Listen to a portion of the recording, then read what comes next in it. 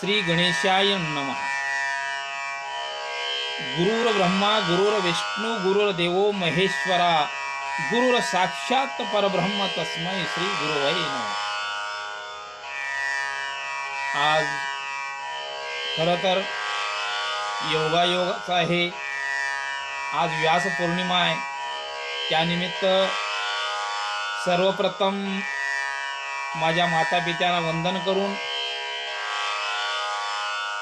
आणि आपल्या देशामध्ये रामायण महाभारत काळापासून गुरु शिष्य परंपरा चालत आली आहे। आपण ज्यांच्याकडून विद्या प्राप्त करतो मिळवतो त्याच विद्येच्या बळावर आपल्या जीवाचा उद्धार करून घेत असतो। अशा गुरुंना मान देणे आदराने कृतज्ञता व्यक्त करणे हे माझे आद्य कर्तव्य समजतो।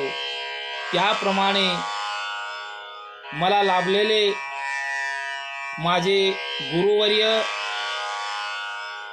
संगीत विशारद पदवी प्रदान करणारे अमृताही पेक्षा गोड वाणी असणारे नामांकित वाचक श्री हरिभक्त परायण कांत महाराज पांचाळ व तसेच आध्यात्मिकाचे महामेरू असे असणारे हरिभक्त परायण गुरुवर्य भरत महाराज व तसेच ज्यांनी या महाराष्ट्रावर विनोदाचा राजा असं समजलं जातं असे विनोद सम्राट माझे गुरुवर्य हरिभक्त परायण बापू राजगुरू व तसेच या महाराष्ट्राची गानकोकिळा ज्यांना संबोधलं जातं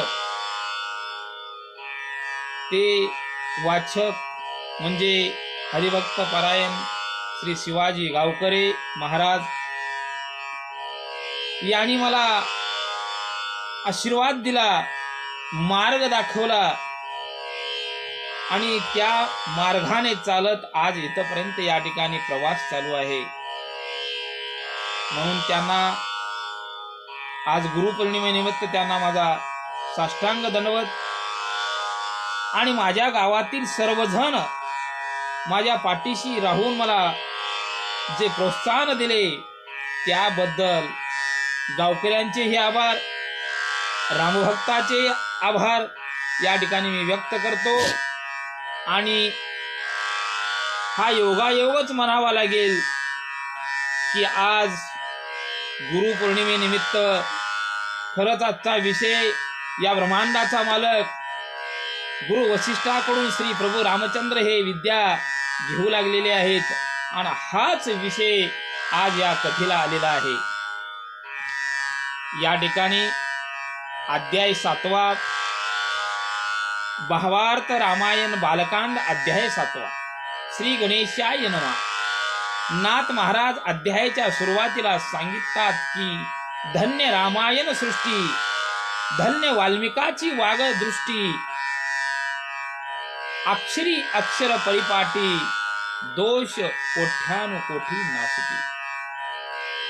श्रीरामांचे जन्म झाल्यानंतर अनेकांनी रामाला पाहिले, त्यांचे अनेक जन्माचे पाप नाहीसे झाले, दुःख नाहीसे झाले आणि यापुढे श्रीरामांचे चरित्र सांगत असताना श्रीराम जन्मल्यानंतर लंकेवरी भूस्फोट होऊन राजा रावणाच्या नगरी विजा पडू लागल्या। रावण बुरुजावरून पाहू लागल्यानंतर रावणाचा मुकुट खाली कोसळला। कुंभकर्णाच्या महालावरी घुबड ओरडू लागले। इंद्रजिताचे आरशात बघितल्यानंतर त्याचे शिर गळून पडू लागले। नहे महान पतिव्रता मंदोदरीचे मंगळसूत्र गळून पडले असं अशुभ चिन्ह घडू लागले। दुसरीकडे अयोध्येमध्ये श्री गुरु वशिष्ठ चौघा राजपुत्रांना जातकर्म करून व्रतबंधन केले आणि चौघांचे नामकरण केले गेले आणि सर्व याचकांना दान धर्म केले। पुन्हा गुरु वशिष्ठाने वेदाचे अध्ययन करून घेतले। अगोदरच श्रीराम हे वेदांचे जन्मस्थान आहे आणि त्यात गुरु वसिष्ठाने आज्ञा दिली आणि पूर्ण वेदाय ज्ञान झाले. अशा प्रकारे राम, लक्ष्मण आणि भरत, शत्रुघ्न यांना 16 वर्ष पूर्ण झाले. आणि योग्य दिवस पाहून पुण्याचे वाचन करून सुबुद्धीचे प्रदान देऊन अक्षर भांडार दिले गेले आणि 4ही पुत्र तीर्थाटनाला निघाले. पुढे मार्गक्रमण करून होत असताना नाना प्रकारच्या सरोवराचे दर्शन घेत, अनेक आश्रम ऋषीवर्यांचे दर्शन घेत भद्रिका आश्रमाला येऊन 5ही प्रयागाचे दर्शन घेतले. त्यानंतर शरयू असेल, गंगा असेल, सुवर्णभद्रा असेल किंवा त्रिवेणी संगमाचे स्नान करून वन तीर्थ करत अनेक पुष्कराचे दर्शन घेऊन विधी करत नैमिषारण्य, धर्म चंपक अरण्य आणि ब्रह्म अरण्य, वेदांचे अरण्य प्रभू दर्शन घेत सह्याद्री, विंध्याद्री, मंद्राद्री असे पर्वत पाहू लागले. आणि 3ही गयेचे स्नान करून धर्मस्तंभाला स्पर्श करत ज्या ठिकाणी शंकासुराचे भगवंताने प्राण घेतले तिथे जाऊन सप्तपुऱ्यांचे दर्शन श्रीरामाने घेतले. आणि पुढे 12ही ज्योतिर्लिंग प्रभूने पाहिले.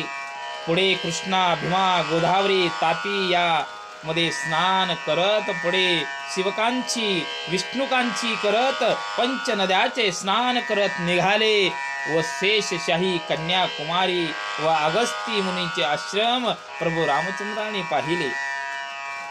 जन्मल्यानंतर मुक्ती व मृत्यूनंतर ही मुक्ती जिथे मिळते ती काशीचेही दर्शन प्रभूने घेतले. जिथे जातील तिथे दान धर्म करीत पुढे मार्गक्रमण करत अनेक ऋषीजनांना सुखी केले, संन्यासांना सुखी केले. तीर्थाच्या ठिकाणी जे लोक